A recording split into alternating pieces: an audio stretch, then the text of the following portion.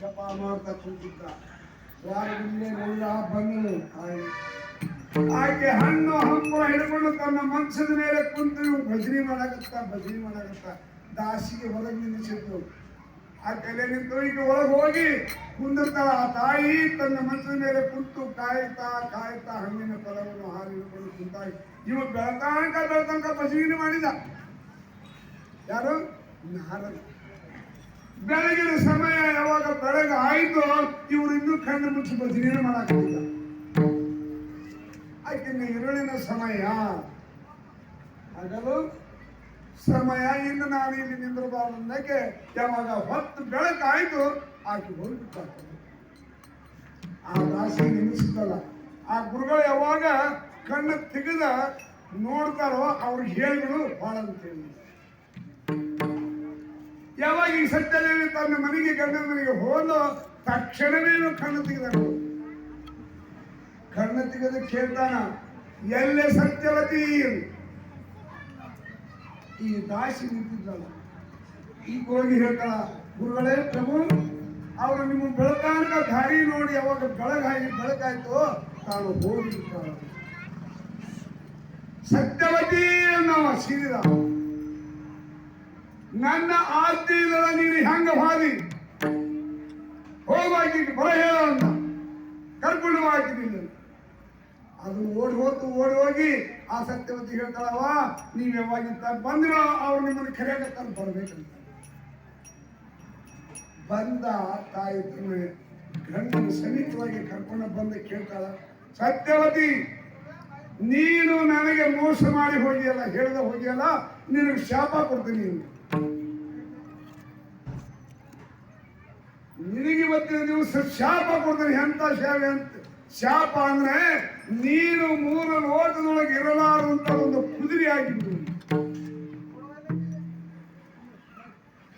ನೀನು ಒಂದು ಕುದುರೆಯಾಗಿ ಹೋಗಿಬಿಡುದು. ಈ ಕೃತಿವರ್ಮ ಏನು ಮಾಡ್ತಾನೆ, ಈ ಕಡೆ ಆ ತನ್ನ ಹೆಂಡತಿಗೆ ಏನಂತ ಕುದುರೆ ಆಗೋಂದಾಗ ಆ ಕುದುರೆಯಾಗಿ ನಿಂತಿರ್ತೀವಿ. ಹೆಂಡತಿಯ ಮೋಹದಲ್ಲಿ ಸಿಕ್ಕಂತ ಕೃತಿವರ್ಮ ತನ್ನ ಹೆಂಡತಿಯ ಕಾಲು ಹಿಡ್ಕೊಂಡು ಕಣ್ಣೀರು ಹಾಕ್ತಾ ನಿಂತು. ಕೃತಿವರ್ಮ, ನೀನು ಚಿಂತೆ ಮಾಡಬೇಡ. ಗುರುವಿನಿಂದ ಬಂದು ನನ್ನ ಮಧ್ಯಾಹ್ನ ಹಾಳಾಗಿ ಹೋಗ್ತಲ್ಲ ಅಂತ ಚಿಂತೆ ಮಾಡಬೇಡ. ಒಂದು ದಿನ ನಿನಗೆ ಶಾಂತಿ ಸಿಗ್ತತಿ, ನಿನ್ನಿಂದ ಒಂದು ಕೀರ್ತಿ ಆಗತಿ ಅಂತ ಇಷ್ಟು ಹೇಳಿ ತಾನು ನಾರದ ಮಹರ್ಷಿಗಳು ಹೋಗು. ನಿಂತ ಎಷ್ಟು ದಿನ ನಿಂತ, ಕುದುರೆ ಕಾಯ್ತಾ ನಿಂತ, ಮುಖ ನೋಡ್ತಾ ಅಳ್ಕೊಂತ ನಿಂತ.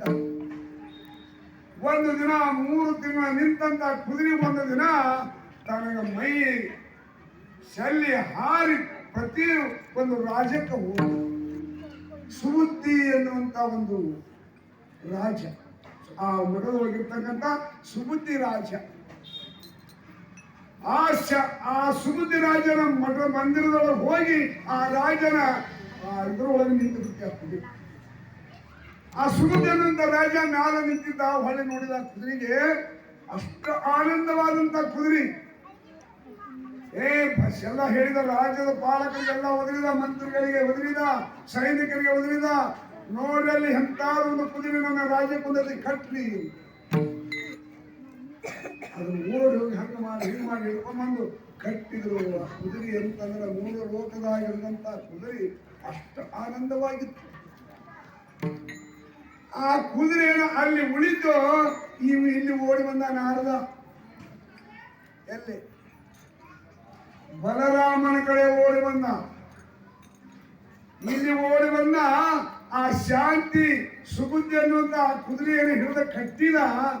ಈ ಕಡೆ ಓಡಿ ಬಂದು ಬಲರಾಮ ಹೇಳ್ತಾನ, ಬಲರಾಮ, ನನಗೊಂದು ಜತೆ ಬೇಕಂದಿದ್ದಲ್ಲ, ನಿನಗೆ ತಕ್ಕಂತ ಕುಸ್ತಿ ಹಿಡಿದು ಒಂದು ಜತೆ ಅಲ್ಲಿ ಐತಿ, ಗಂಡಸಾದ್ರು ತುಂಬ ಅಂದವ.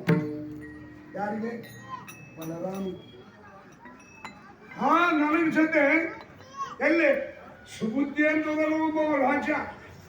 ಆ ರಾಜನ ಮಂದಿರದೊಳಗೆ ಒಂದು ಕುದುರೆ ನಿಂತದ್ದು. ಆ ಕುದುರೆ ತೊಂಬಾರಿ ಅವನು ಬಂದು ಯುದ್ಧ ಮಾಡಿ. ಇಲ್ಲಿ ಹೇಳಿದ, ಹೋಗಿ ಕೃಷ್ಣ ಹೇಳಿದ, ಹಾ ಆಯ್ತು ತಕ್ಕಂತ ತಮ್ಮನಿಂದ ಬಂದ ತಮ್ಮ ಕೇಳಿದ, ಹಾ ಅಂತ ಕುದುರೆ ಆಗೈತಿ ತಗೊಂಡು ಬರ್ತೇನೆ. ಇಲ್ಲಿ ಹೇಳಿದ, ಅಲ್ಲಿ ಬಂದ ಸುಬುದ್ಧಿ ಅಂತ ಬಂದು ನಿಂತ. ಏನ್ ಹೇಳಿದ? ಆ ಬಲರಾಮ ಕೃಷ್ಣ ಏನು ಕಳಿಸಿದ ಅಂದ್ರೆ ಆ ಸುಬುದ್ಧಿಯನ್ನು ಅವನ ಪತ್ರಿಕೆ ಕಳಿಸ್ತಾರಲ್ಲ, ರಾಜ ಮರ್ಯಾದಿಂದ ಪತ್ರಿಕೆ ಕಳಿಸಿದ್ರು. ಏ ರಾಜ ಸುಬುದ್ಧಿ, ನಿನ್ನ ಮಂದಿರದೊಳಗೆ ಕುದುರೆ ನಿಂತಲ್ಲ, ಆ ಕುದುರೆ ನಮಗೆ ಕೊಟ್ಟು ಬಿಡು, ತಪ್ಪು ಕಾಣಿಕೆ ಕೊಟ್ಟೆ, ಇದರ ಕಟ್ಟಿದ್ರೆ ನಿರ್ಧಾರ ಮಾಡುವುದು ಅಂತ ಪತ್ರಿಕೆ ಒಳಗೆ ಓದಿದ. ಇವನು ಆ ಕುದುರೆ ಮೂರೊಳಗೆ ಏನಂದು ಬಿಟ್ಟ, ನೀನು ಕೊಡದಿದ್ದರೆ ಯುದ್ಧಕ್ಕೆ ಸಿದ್ಧ ಅಂದ್ರೆ ನಾನು ಸಿದ್ಧ ಅಂದ್ಬಿಟ್ಟ. ನಾನು ಸಿದ್ಧ ಅಂದ್ಕೂಡ ಬಲರಾಮ ಎದ್ದ, ಶ್ರೀಕೃಷ್ಣ ಪರಮಾತ್ಮ ಎದ್ದ. ಓಡಿ ಬಂದ. ಹಾಗಾದ್ರೆ ಆ ಸುಬುದ್ಧಿ ಅಂದ್ರೆ ಹೇಳ್ತಾವ, ಆ ಕುದುರೆ ತರದೇವೆ ಹೇಳ್ಬೇಡ, ತರ್ತೇವೆ ಅಂತ ಹೇಳಿದ. ಇಲ್ಲಿ ಬಂದ ಆ ಸುಬುದ್ಧಿಗೆ ಹೇಳ್ತಾನೆ, ಪಾಂಡವರು ಬಲರಾಮ ಕೃಷ್ಣ ನಿನ್ನ ಮೇಲೆ ಯುದ್ಧ ಮಾಡಕ್ ನಾಳೆ ಬರ್ತಾರು, ನೀ ಅದರೊಳಗೆ ಬರೆದು ಕಳಿಸಿ, ನಾನು ಕುದುರೆ ಬಿಡುವುದಿಲ್ಲ, ಯುದ್ಧ ಮಾಡಿದ್ರೆ ನಾನು ಸಿದ್ಧ. ಮತ್ತೆ ನಿನ್ನ ಬುದ್ಧಿ ಒಯ್ತಾರೋ ಅಂತ ಹೇಳ್ತಾನ. ಈ ಸುಬುದ್ಧಿಗೆ ಹೆದರಿಕೆ ಬಂತು. ಅಯ್ಯೋ ನಾನು ಏನೋ ಸಿಟ್ಟಿನೊಳಗೆ ಅಂದು ಬಿಟ್ಟಲ್ಲ, ನಾನು ಸಿಟ್ಟಿನೊಳಗೆ ಅಂದು ಬಿಟ್ಟ, ಯುದ್ಧ ಮಾಡ್ಬೇಕು. ಹೆಂಗ ಮಾಡೋದು ಮಾಡಿದ್ರೆ ನೀವ ಒಂದು ಉಪಾಯ ಹೇಳ್ರಿ ನನಗೆ, ನಿಮ್ಮನ್ನು ಬಿಟ್ಟು ನನಗೆ ಯಾರು ಗೊತ್ತಿಲ್ಲ, ನಾನು ಕಲ್ತಾರು. ಹೌದಾ? ನಾನು ಒಂದು ಉಪಾಯ ಹೇಳ್ತೀನಿ, ಮಾಡ್ತೀಯ? ಹೇಳ. ಎಲ್ಲಿ? ಯಾವ ಪಂಚ ಪಾಂಡವರಲ್ಲಿ ಭೀಮ, ಆ ಭೀಮನಂತೆ ಹೋಗು. ಆ ಭೀಮನಂತೆ ಹೋಗಿ ನನ್ನ ಪ್ರಾಣ ಉಳಿಸು ಅಂತ ಬೇಡ್ಕೊ. ಮೊದಲಿಗೆ ಹೇಳ್ಬೇಡ, ನನ್ನ ಪ್ರಾಣ ಉಳಿಸು. ಯಾರು ನೀನು? ಅಖಿಲಾಂಡ ಕೋಟಿ ಬ್ರಹ್ಮಣ ನಾಯಕ ಶ್ರೀಕೃಷ್ಣ ಪರಮಾತ್ಮ, ಅವನ ಭಕ್ತ ಅಂದವ. ಯಾರು? ಸುಬುದ್ಧಿ. ಅವನ ಭಕ್ತ ಅಂದಾಗ ನನ್ನ ಪರಮಾತ್ಮನ ಭಕ್ತ ನೀ ಅಂದ ಮೇಲೆ ಏನು ಬಂದಿ, ಯಾವ ಕಾರಣಕ್ಕೆ ಬಂದಿ ಹೇಳು. ನನಗೆ ಬಂದಂತ ಸಂಗೀತ ನಿನಗೆ ಹೆಂಗ್ ಹೇಳಬೇಕು ಅಂದ. ಹೇಳಂತ ಹೇಳಕ್ ಬಂದಿ ಹೇಳು. ಯಾರು? ಕುದುರೆ ಬೇಕಂದವರು. ಯಾರು ಬೇಕಂದವರು? ಇದನ್ನು ಒಯ್ಯಾಕತ್ತಾರು. ಯಾರು ಒಯ್ತಾರು? ಯುದ್ಧ ಮಾಡಿ. ಆಯ್ತಪ್ಪ, ಈಗ ಏನಾಗಬೇಕಂತ ಹೇಳು. ನನಗೊಂದು ಮಾತು ಕೊಡು, ನನ್ನ ಜನ್ಮ ನನ್ನ ಕುದುರೆ ಉಳಿಸ್ಕೊಡ್ತೇನೆ ಅಂತ ಹೇಳಿ ಮಾತು ನಿನ್ನ ರಕ್ಷಣೆ ಮಾಡ್ತೇವೆ ಅಂತ ಮಾತು ಕೊಟ್ಟು. ಹಂಗಲ್ಲ, ಶ್ರೀಕೃಷ್ಣ ಪರಮಾತ್ಮನ ಪರಮ ಭಕ್ತರ ನೀವು, ಆ ಕೃಷ್ಣನ ಆಣಿ ಮಾಡಿ ಹೇಳೋ ಉಳಿಸ್ತೇನೆ ಅಂತ ಹೇಳಿ ನಾ ಹೇಳ್ತೇನೆ ನಿಂದ. ನನ್ನ ಪರಮಾತ್ಮನ ಮೇಲೆ ಇಷ್ಟು ನಿನಗೆ ಪ್ರೀತಿ ಐತೆ ಅಂದ್ರೆ ನಾನಿನ್ನ ಉಳಿಸೈತಿ. ಜಗದೊಡೆಯನಾದಂತ ನನ್ನ ಪರಮಾತ್ಮ ಕೃಷ್ಣನ ಆಣಿ ಮಾಡಿ ಹೇಳ್ತೇನೆ, ನಿನ್ನ ಉಳಿಸ್ತೇನೆ ಅಂತ. ಇದು ಸತ್ಯ. ಸತ್ಯ ಏನಿಲ್ಲ. ನಾನು ವಿರಾಟ ರಾಜ್ಯದ ಪರವನಾದಂತ ಸುಬುದ್ಧಿ ನನ್ನ ಮಂದಿರದೊಳಗೆ ಒಂದು ಕುದುರೆ ಬಂದೈತಿ. ಆ ಕುದುರೆಯನ್ನು ಬಿಡಿಸ್ಕೊಂಡು ಹೋಗಾಕ ಬಲರಾಮ ಕೃಷ್ಣ ಸಹಿತವಾಗಿ ನನ್ನ ಮೇಲೆ ಯುದ್ಧಕ್ಕೆ ಬರಾಕತ್ತಾರ. ಅದಕ್ಕೆ ನಾನು ಹೊಡಿತಾರ ಉಳಿಸಿ. ನೋಡ್ರಿ, ಬಲರಾಮ ನನ್ನ ದುಷ್ಟ ನನಗೆ ಮೋಸ ಮಾಡಿದಿ. ಆ ಬಲರಾಮ ಕೃಷ್ಣ ಹುಡುಕುದು ಯಾಕ? ನಾನು ನಿನ್ನ ಬುದ್ಧಿ ಕೊಂದು ಬಿಡ್ತೇನೆ ಅಂದ್ಬಿಟ್ಟ. ಪಾಪ ಕೃಷ್ಣನ ಹಾನಿ ಮಾಡಿಯೋ ಅಂದ. ಕೃಷ್ಣನ ಹಾನಿ ಮಾಡಿ ಮಾತು ಪಟ್ಟಿ ನೋಡು, ನನ್ನ ಕೊಲ್ಲ ಮಾತು ನಾನು ಹೇಳ್ದಂಗ ಓಡಿ ಬಿಡ್ತೇನೆ ಅಂದ. ಕೃಷ್ಣನ ಮೇಲೆ ಆಣೆ, ಪರಮಾತ್ಮನ ಆಣೆ ಮೇಲೆ, ಪರಮಾತ್ಮನ ಮೇಲೆ ಪಾದದ ಮೇಲೆ ಆಣೆ ಇರ್ತದೆ. ಹೋಗು, ನಿನ್ನ ಬದುಕಿಸ್ತೇನೆ, ನಿನ್ನ ಕುದುರೆ ಬಿಡಿಸ್ಕೊಡ್ತಾನೆ, ಹೋಗು. ಇತ್ತ ಬಂದ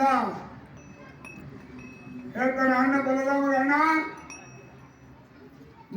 ನಾವು ಕೂಡಿ ನೀವು ಒಮ್ಮೆ ತಿರುಪತಿ ಸೋದಾಗ ಎಲ್ಲರೂ ಕೂಡಿ ವನವಾಸಕ್ಕೆ ಹೋಗಿ ವನವಾಸ ಮುಗಿಸ್ಕೊಂಡು ಬಂದೇವೆ. ಖರೆ ಸಾಕ್ಷಿಯಾಗಿ ನೀನು ಉಳಿಸ್ತೇನೆ, ನೀನು ಖುದ್ರಿಪಡಿಸ್ತೇನೆ ಅಂತೇಳಿ ನಾನು ಮಾತು ಕೊಡ್ತೇನೆ. ಆ ಪ್ರಕಾರ ನಾನು ಮಾತು ನಡ್ಕೋಬೇಕಾಗಿತ್ತು. ಮತ್ತೆ ಇದ್ದಕ್ಕೆ ಬರೋರು ಯಾರು? ಮಹಾವನಾದಂತ ಬಲರಾಮ, ನಮ್ಮನ್ನೆಲ್ಲ ರಕ್ಷಣೆ ಮಾಡುವಂತ ಶ್ರೀಕೃಷ್ಣ ಪರಮಾತ್ಮ, ಇವರೇ ನನ್ನ ಮೇಲೆ ಇದ್ದಕ್ಕೆ ಬರಾಕತ್ತಾರಲ್ಲ. ಅವರು ಬರುದು ನಿನಗೂ ಗೊತ್ತಿದ್ದು ಹೆಂಗ ಮಾತು ಕೊಟ್ಟಿ ಅಂತ ಕೇಳ್ತಾನ ಧರ್ಮರಾಜ. ನನಗೆ ಮೊದಲು ಹೇಳಿಲ್ಲ, ಕೃಷ್ಣನ ಮೇಲೆ ಆಣಿ ಮಾಡಿ ಹೇಳ್ತಾನೆ ಅಂತ ಮಾತು ಕೊಟ್ಟು ನಾ ಹೇಳ್ತಾನೆ ಅಂತ ಹೇಳಿದ. ಆ ಕೃಷ್ಣನ ಮೇಲೆ ಆಣಿ ತಗೊಂಡ ನಾ ಹೇಳ್ತೀನಿ.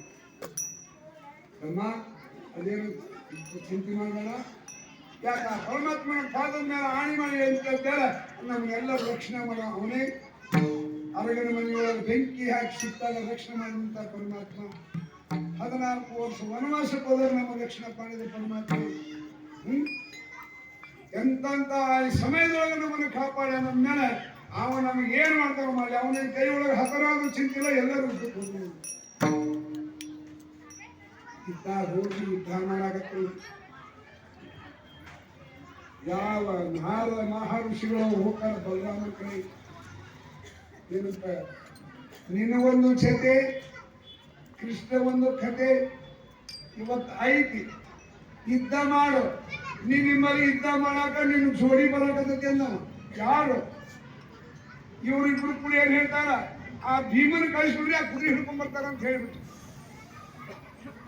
ಅದ ಭೀಮನ ನಿನಗೆ ವೈರಿ ಆಗ್ಯಾರ ಅಂತ ಹೇಳ್ಬಿಟ್ಟು ಮತ್ತೆ ಜಗಳ ಹಚ್ಚಿ.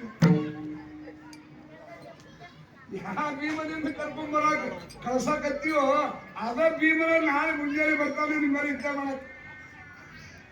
ಹಂಗ ಏನಿದು ಕೃಷ್ಣ ನೋಡು, ಎಂತೆಂತೆಲ್ಲ ರಕ್ಷಣೆ ಮಾಡಿದಿ. ಕರೆ ಅಂತ ಒಬ್ಬನು ಕುಂದಕ ಮನುಷ್ಯನ ಬೆನ್ನೆ ಕಟ್ಕೊಂಡು ನಿಮ್ಮಲ್ಲಿ ಬರ್ತಾರೆ. ಹೆಂಗ ನೆಂಬುದು ಅಂದ. ನನ್ನ ಪಾಂಡವರು ಹಾಗೆ ಬರುವುದಿಲ್ಲ ಅಂದ ಕೃಷ್ಣ. ಆನವರದೇವ ಕಾಗದ ಹೋಗೇ ಬಿಟ್ಟು ಭೀಮಂದು, ಅರ್ಜುನಂದು, ಧರ್ಮರಾಜಂದು ನಾಳೆ ದಿವಸ ನಿಮ್ಮಲ್ಲಿ ಇಪ್ಪತ್ತೆ. ಮತ್ತಿಲ್ಲಿ ಬರ್ಬೇಕಂತ ತಯಾರಾಯ್ತು. ಹೋದ್ರು, ಹಚ್ಚಿದ ಜಗಳ ಹಚ್ಚಿದ, ಹೋದ ನಾರಾಯಣ. ಇಲ್ಲಿ ಹತ್ತಿ ಕುಸ್ತಿ ಇತ್ತಾಗ ದುರ್ಯೋಧನ ನಿಂತಿದ್ದ. ದುರ್ಯೋಧನ ನಮ್ಮನ್ನು ತರಬೇಕಾಗಿತ್ತು.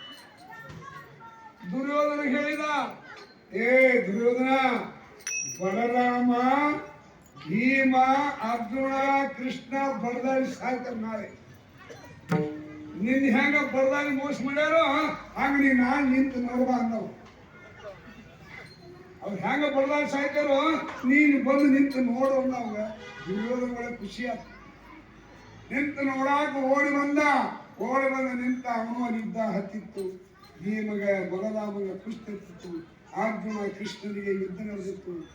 ವಾಯಾಸ್ತ್ರ, ಯಾವ ಸುದರ್ಶನ, ಬೆಂಕಿಯಾಸ್ತ್ರಗಳನ್ನೆಲ್ಲ, ಅಗ್ನಿಶಾಸ್ತ್ರ ಇವನ್ನೆಲ್ಲ ಬಿಟ್ಕೊಂಡು ಯುದ್ಧ ನಡೆದಿತ್ತು.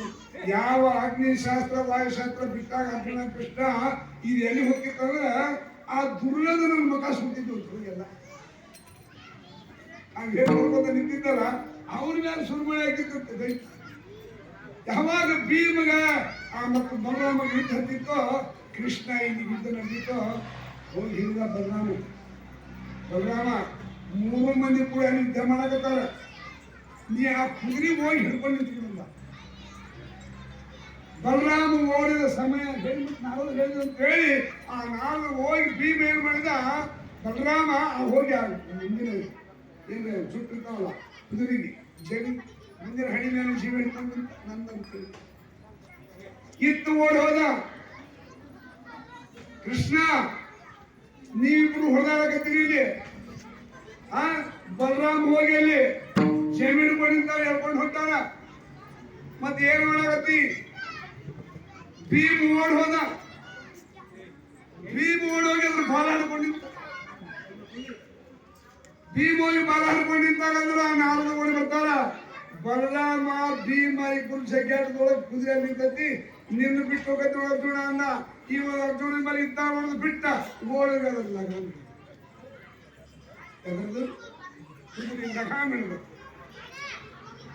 ಇಷ್ಟೆಲ್ಲ ಮಾಡ್ಕೊತೀವಿ ಇವ್ರಿಂದ